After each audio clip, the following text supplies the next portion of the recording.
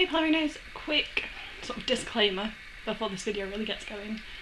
First of all, I worry that some people are going to read into this that I am struggling. I wrote this when I was in a completely different place a lot of months ago. I'm completely fine. I promise. Second of all, big old trigger warning, content warning for discussions of suicide and suicidal thoughts, because looking after yourself is more important than watching my video, I assure you. Let's start with a death wish. It starts with just feeling a bit down. You make the jokes and you laugh it off. When the doctor says the word depression, you accept the help. This is not going to be your story. Kill me like a real disease, you coward, you declare. Pickling your liver just to stop this deep-rooted dread. It suppresses pause until inebriated you is the only you that's left. Doesn't start with a death wish. It starts with not sleeping for a few weeks. The world's a little off-kilter, but you'll be fine when your brain catches up to your needs. When you can do what seems to come so naturally to others. This isn't going to be who you become. You work 3 jobs and get every piece of coursework in on time. You send other work off to publishers and bloggers. You're so functional, you have it in your control. It'll never kill you. It doesn't start with a death wish. It starts with crossing the road without looking. The car manages to stop a centimetre from hitting you, and you don't even blink. You're not suicidal, just careless. Whoops, you say, with the story over tea. Like how you found yourself in that position is some kind of mystery. It doesn't start with a death wish until years down the line, when treatment options seem exhausted and waiting lists stretch before you, a never-ending road. It suddenly extends to its full height, consuming every nerve ending, breaking your brain cells down with its treacherous wings. You're bleeding, but you don't know where from. You swear somebody is in the room with you. The house is empty. You debate the array of pills in the bathroom cabinet. It would be so easy to kill the dragon dead in its steps. You don't mind being collateral damage. Well, that got dark, didn't it? If you've been here a while, here at bobbinsleak, we do not often talk about what my poems mean. I think a lot of the time they have more meaning if you attribute your own personal meaning to them and relate it to yourself, rather than me giving you a speech about my life, because that's what my vlogs are for. But I feel the need to discuss this one further. Today is Suicide Awareness Day, and I think everyone's aware that suicide is a thing.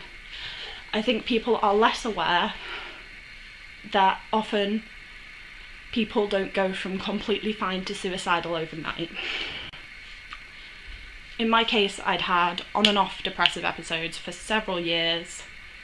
I was on my 3rd attempt at different antidepressants.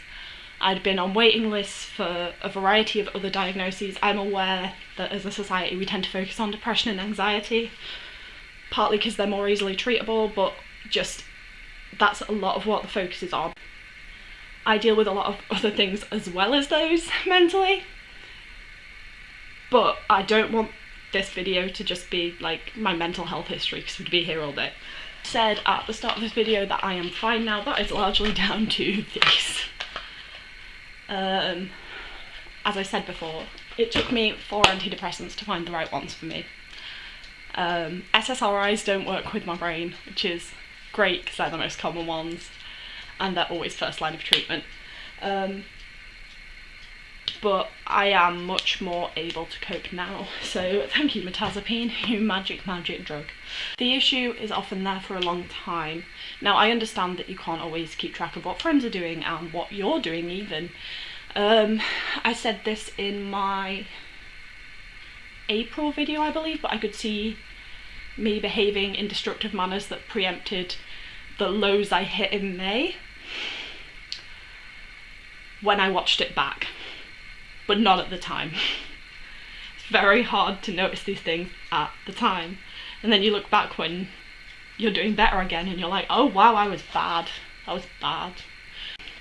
I think it's dangerous to assume that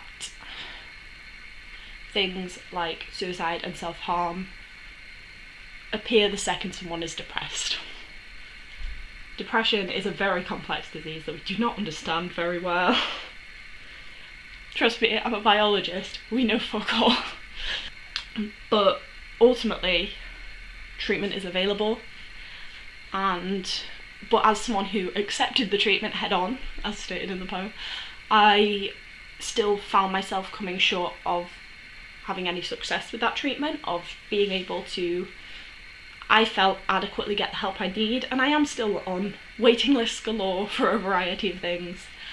The NHS is a wonderful, wonderful thing, but it is drastically underfunded, and mental health often takes a lot of those cuts. And as a result, we sit and often spiral and get worse and worse and worse and worse whilst desperately trying to get help. I don't want this discussion to just be shared as, oh, check in on your friends, or oh, here's a suicide hotline. I'm going to put them in the description just in case they help anyone, but most people I know who suffer with depression do not want to call a random phone number when they are incredibly ill. For a lot of people, especially if you have anxiety or something that stresses you alongside your depression, you can't. You physically cannot. And therefore it doesn't matter if the help is there, if it's not accessible, people will not use it. What the hell are you trying to say, Bob? So, look out for yourself and look out for your friends. If you notice your friend is engaging in a lot of destructive behaviours, maybe point it out to them. It's possible they won't take it kindly at first. I know I wouldn't. But if that gets them thinking about seeking help earlier rather than later, that could be life-saving. Other than that, all the usual things, and I hate saying them because I hate hearing them. As a mental person, you do need to go and see your GP. You do need to sign up and see if you can get therapy. Therapy, I understand, has either enormous waiting lists or it is expensive. I don't know what countries you are all from. I'm aware I have quite a large portion of viewers from the US, and I understand that even going to see a GP may not be accessible to everyone, but if you can find a way to do it, you should, because it helps.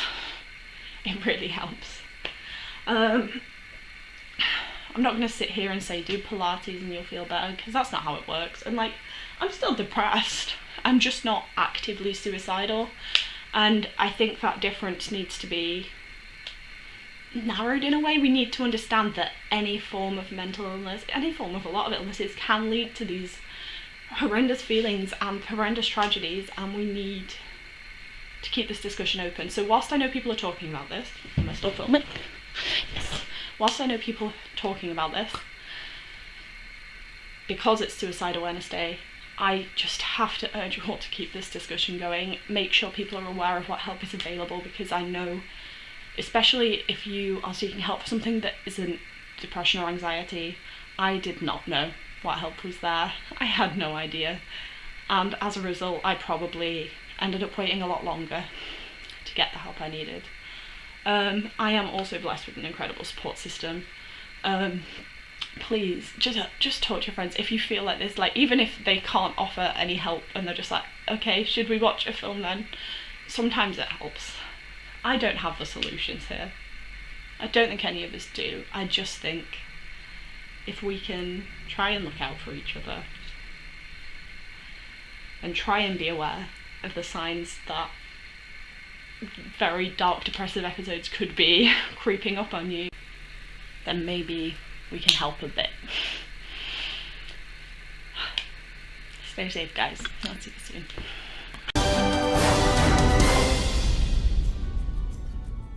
On YouTube and I can't even fucking talk. Right.